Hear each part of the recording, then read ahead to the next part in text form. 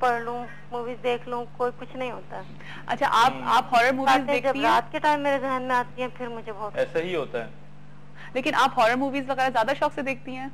नहीं, शौक से तो नहीं देखती, लेकिन अगर दिन का टाइम हो तो मैं देख लेती हूँ, कोई हर्ज नहीं है। अच्छा, नाइट में नहीं।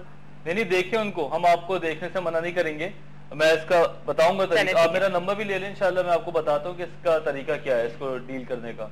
इतना मुश्किल नहीं है। लाइव में नहीं बताएंगे, लाइव में बता लाइव भी बता देते हैं, और आप इनका नंबर भी ले लीजिए अगर आपको कोई और बात भी करनी। थैंक यू फरा। खौफ वही आ गया कि बात यह है, खौफ या डर ये हम खुद पैदा करते हैं किसी के थ्रू, टीवी के थ्रू, हालात के थ्रू, खबरों के थ्रू, लोगों से।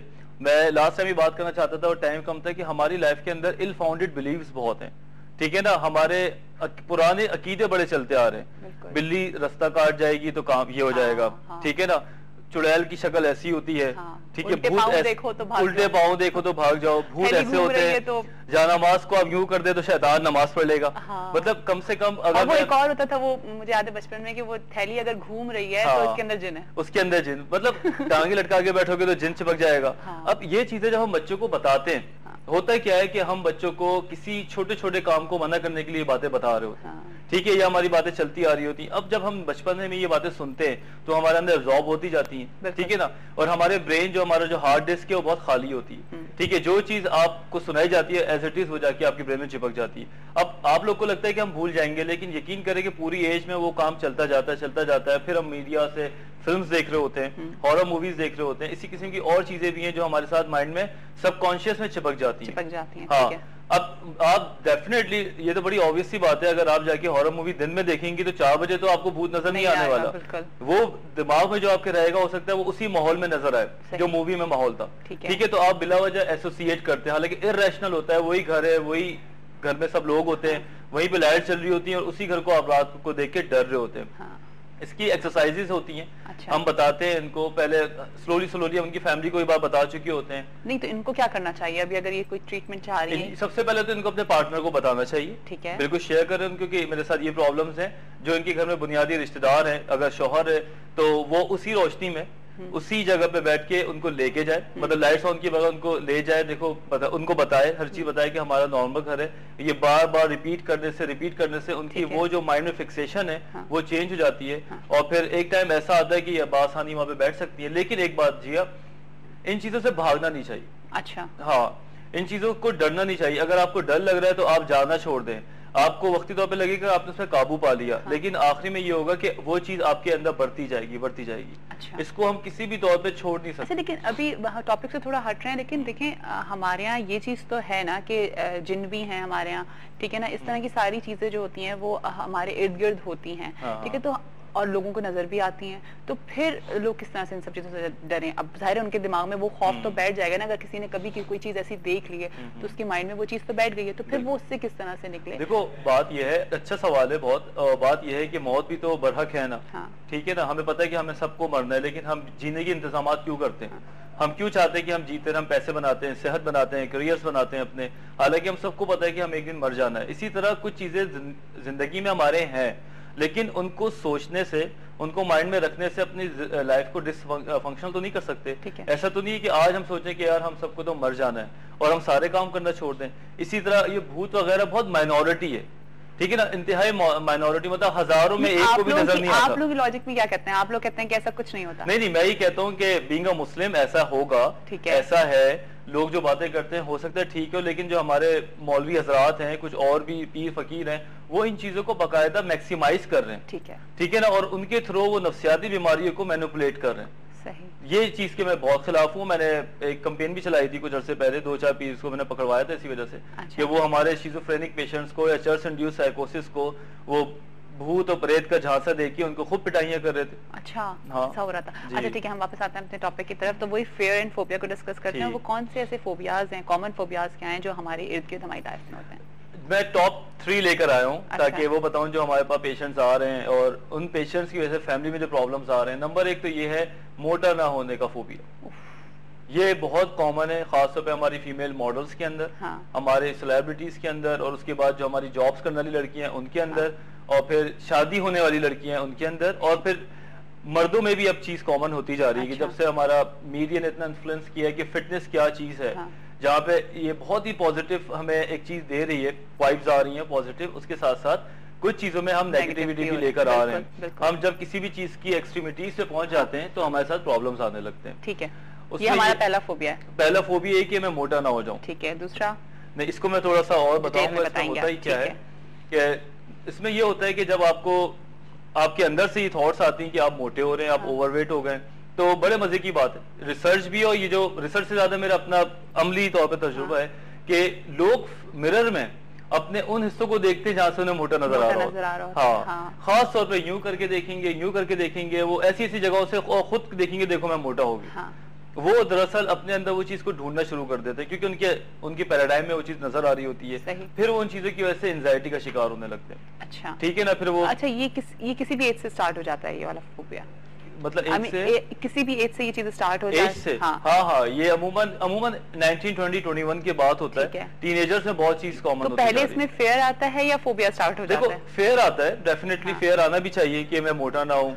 आपको टीवी पे दिखा रहे हैं, मैगजीन्स में आ रहा है कि मोटा होना बुरी बात है, इससे डायबिटीज होती है। फिटनेस का एक, फिर हमारे माशाल्लाह कपड़े इतने अच्छे अच्छे बन रहे हैं आजकल के, दुबले लोगों में ज्यादा अच्छे लगते हैं, वो मोटो पे नहीं अच्छे लगते। तो एक थॉट सब क्रिएट हो जाती है कि ऐसा रहना है, एक रोल मॉडल हमारे सामने आ जाता है। लेकिन उसको लेके अगर आप जरूरत से ज्यादा कॉन्शियस हो जाएं और अपनी नॉर्मेलिटीज को खराब करना शुरू कर दें। अब देखें, एक नॉर्मल, किस तरह के केसेस आते हैं आपके पास? मेरे पास जो अमूमन केसेस आते हैं वो ये होते हैं कि लड़कियों को, खासतौर पर फीमेल्स की मैं बात करूंगा पहले, कि उनको मोटा होने का डर होता है और वो खाना खाना छोड़ने लगती हैं। स्लोली उनका स्टमक का साइज भी छोटा हो जाता है। फिर वो खाना देखती हैं तो उनको एंजाइटी होने लगती है। सबसे ज्यादा उनको एंजाइटी होती है, मैं नहीं खाऊंगी। और देखें, अल्लाह ताला ने भी तो कुछ नेचर बनाई है ना, हमें अल्लाह ताला ने खाने पीने के लिए भेजा है।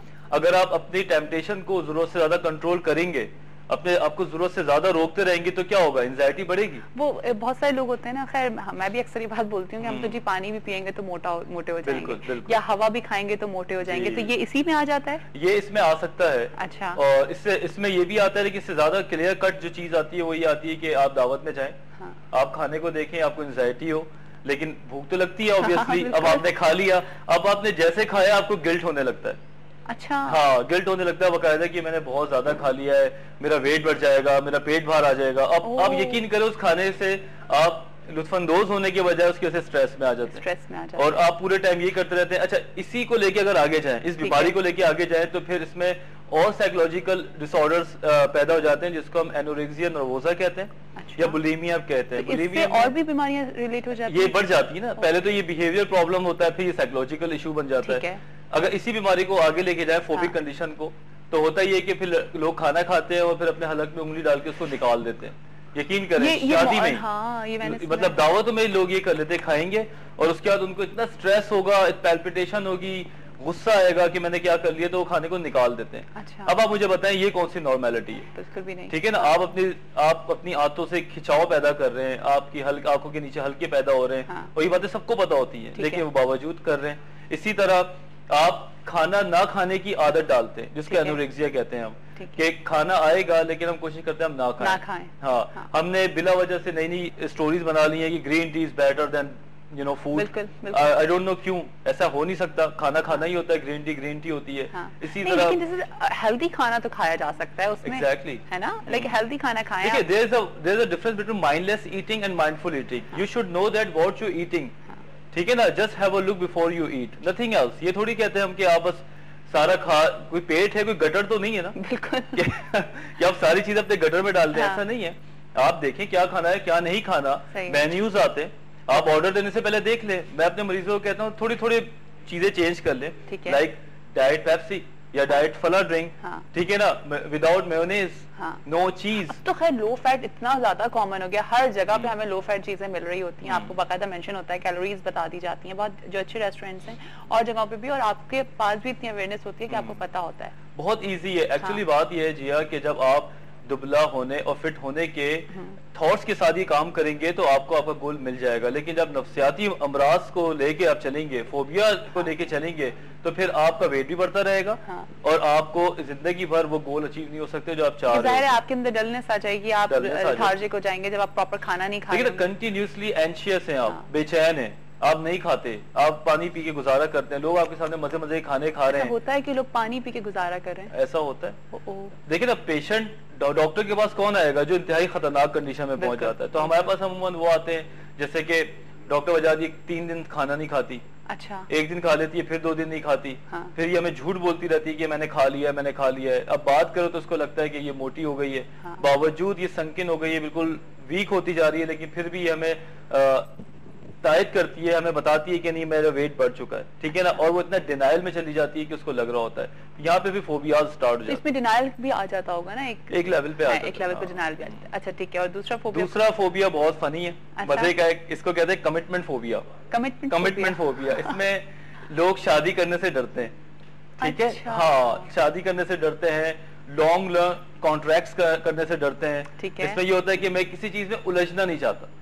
हाँ, जो लोग शादियां नहीं कर रहे होते हाँ, नहीं, अच्छा। ये अपेरेंटली तो बहुत ही ज्यादा डिसेंसी लगती है हाँ। कि यार मैं अभी रेडी नहीं, अब now ready to getting married, I am not ready to get a job, मैं मुल्क से बाहर नहीं जाना चाहता, ठीक है ना, मैं अभी इन चक्करों में नहीं पड़ना चाहता। इस किस्म की बातें जो है ना वो नजर आ रही होती हैं। लेकिन जब ये चीजें एक लेवल पे बढ़ जाती हैं तो फिर आदमी बड़ा सेल्फ लिमिटेड हो जाता है, सही, ठीक है ना। और जब सेल्फ लिमिटेड आदमी से बात करें तो वो अपने एक्सक्यूजेस बेतहाशा पैदा करता है। हाँ, तो वहाँ पे एक्सक्यूजेस देना स्टार्ट कर वो देता भी है। एक्सक्यूजेस देने हाँ, लगता है क्योंकि उसने माशरे में कोई तो जवाब देना होता है। हाँ। जैसे कि कुछ लड़के या लड़की ऐसे होते हैं, आप उनसे शादी की बात करें, मेरे पास एक पेशेंट भी चल रही है अभी, अच्छा। जो शादी करना नहीं चाहती। अच्छा। अब किसी हद तक वो बेहतर हुई है, वरना उनके जब रिश्ते आते थे। फोबिया किस चीज का है?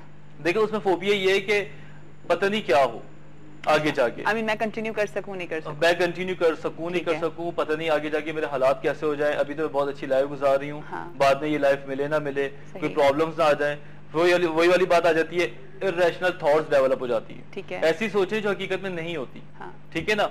और इस किस्म की सोचें भी मैंने देखी है कि अल्लाह ना करे ये ना हो कि सास खराब मिल जाए तो मेरा घर को खराब ही कर दे, ठीक है ना। ये वाले भी फोबिया होते हैं, बहुत ज्यादा फोबिया होता है। और ये क्यों हो रहा है? हमारे मीडिया की वजह से, ठीक है, ठीक है ना। जब हम टीवी पे ऐसे ड्रामेस देखते हैं जिसमें एक सास को विलन ही करार दे दिया है, ये तो बहुत ठीक गलत है ना। और इसी तरह हस्बैंड भी एक खास टिपिकल, आजकल वो खास तौर पे फैक्ट्री से बनते आ रहे हैं जो बस वो बीवी के चक्कर में लगे रहते हैं। हाँ। मतलब एक अजीब से परसेप्शन बनाए जा रहे हैं लोगों के कैरेक्टर्स के हवाले से। ये चीज नहीं होनी चाहिए, ठीक है। अच्छी सासी भी दिखानी चाहिए, हाँ। ठीक है। तो ये वाला कमिटमेंट फोबिया, इसमें और भी चीजें हैं। इसमें जॉब्स नहीं करते लोग, वो कहते हैं कि मैं बस 2-3 साल का कॉन्ट्रैक्ट ले सकता हूँ, उससे ज्यादा मैं नहीं ले सकता। अच्छा। पता नहीं मैं इनके काम आ सकूं या ना सकूं, ठीक है। इस किस्म की बातें हैं।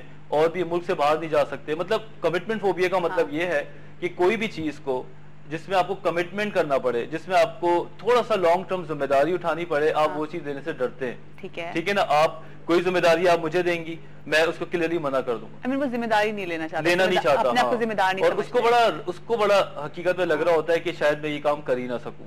और इस तरह की आदत बन जाती है, वो अपना कंफर्ट जोन बना लेते हैं। हाँ। छोटा सा कंफर्ट जोन होता है और फिर वहीं पे रहना शुरू कर देते हैं। फिर ऐसे पेशेंट को या ऐसे इंसान को वहां से निकालने में बड़ी मुश्किल होती है, क्योंकि उनके अपने परसेप्शंस होते हैं, अपनी सोचें बन चुकी होती हैं। हाँ। जिस तरह अब शादी की अगर मैं बात करूं, बहुत नॉर्मल चीज हमारे पास यही है कि मैं शादी नहीं करूंगी। क्यों नहीं करेंगी आप, ये क्यों नहीं करेंगे? हाँ। तो इसके पीछे उनकी कोई 50 सोचें बनी हुई हैं। वो उनके एक्सक्यूजेस आ गए, वो उनके एक्सक्यूजेस कह लें आप, या उनके पूरा डिफेंस मैकेनिज्म्स हैं उनके। अच्छा। तो अब उनको जब तक कन्फ्रंट नहीं करेंगे 1 बाय 1 तो वो रेडी नहीं होते। और ऐसी लड़कियों की जबरदस्ती शादी करा दी जाती है, ठीक है। अब वो इनसिक्योरिटीज के साथ, इन्हीं सोचों के साथ जाती हैं, तो फिर उनको चीजें भी वही नजर आ रही होती सही, और प्रॉब्लम्स फिर आ रहे होते हैं। अच्छा, एक और बात जी अब याद आती रहती है, मैं चाहता हूँ हमारे ऑडियंस को पता चले, व्यूअर्स को, कि फिर वही चीजें वहां जाके उनको नजर आती हैं। अच्छा। उसी परसेप्शन से वो चीजों को देख रहे होते हैं। और अगर उनकी शादी हो गई है, उन्होंने कोई कमिटमेंट कर लिया, तो फिर वो उसी तरह से डरते रहते हैं। मतलब वो कॉन्फिडेंस नहीं आता। देखो, शादी या कोई भी रिलेशन या कोई भी चीज एक खूबसूरती की अलामत है। इन लोग के लिए वो खूबसूरती नहीं होती, डर रहता है, ठीक है। और ऐसे लोग अमूमन इन लोगों के एग्जाम्पल्स दे रहे होते हैं इनकी शादियां खराब हुई भी होती हैं। अगर 20 शादियां हुई हैं तो 2 शादियां खराब हो गई, तो वो 2 उनकी उंगलियों पे गिनी हुई होती। वो उसी को देखो फला की शादी खराब हुई थी, कितनी एंजॉय करती थी या करता था, और अब देखें, या फला फला, ये चीजें उनकी चिपकी भी होती हैं और उनको निकालना बहुत मुश्किल है। ठीक है जी, तो हमारे पास ये दूसरा फोबिया ये आ गया, कमिटमेंट फोबिया। बाकायदा आप देखें गूगल पे जाएं या DSM-4 जो साइकोलॉजी किताब है, आप उसमें जाएं तो उसमें ये चीजें बड़ी डिटेल में दी हुई हैं, ठीक है। समझ लें, मैंने तो अभी आपको 10% बताया। हाँ बिल्कुल। अच्छा, अभी हमें जाना है एक ब्रेक पर, ब्रेक के बाद वापस आएंगे तो मजीद इसके ऊपर बात करेंगे। हम बात करें जी फियर एंड फोबिया के ऊपर। अगर आपको किसी टाइप का फोबिया आपको लगता है, बहुत दफा ऐसा होता है कि हम उस चीज को समझ नहीं पा रहे होते, लेकिन वो हमारे अंदर होता है, तो जरूर डिस्कस करिए हमारे साथ। हमारा आज ये सेकंड शो है फेयर एंड फोबिया फोबिया के ऊपर और आपके लास्ट शो होगा, लेकिन हमारी पूरी कोशिश है कि आपको इस फोबिया से निकाल दें। छोटी सी ब्रेक लेते हैं, ब्रेक के बाद आपको फिर से ज्वाइन करेंगे।